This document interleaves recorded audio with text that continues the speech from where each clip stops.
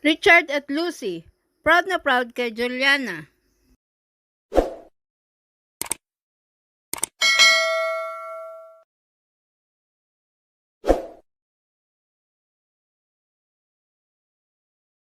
Walang pagsidla ng tuwa ang celebrity couple na sina Richard Gomez at Lucy Torres sa pagtatapos ng nag-iisang anak na si Juliana. Nagtapos ng cum laude si Juliana sa University of the Philippines sa kursong Public Administration. Proud na nag-share si Richard sa kanyang social media account ng graduation ceremony ni Juliana. Suot-suot ni Juliana ang traditional terno, pati ang UP sablay at medal.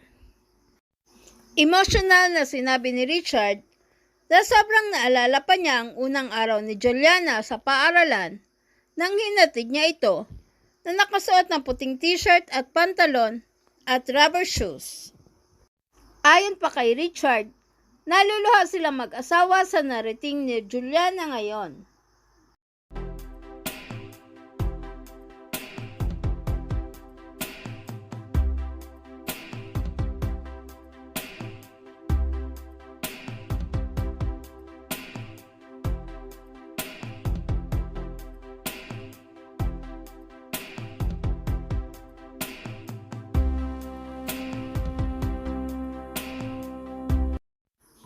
I vividly remember your first day in school as a young child. I drove you to your school near the house. You were in a white shirt and jeans in rubber shoes. Look at you now, all grown up and a college graduate in public administration at the UP Diliman and a cum laude. Congratulations, Day! Mom and I are so proud of you. Mom was in tears going up the stage. My eyes were in tears too when I went back to my seat as things sank into my head and realized how time flies so fast.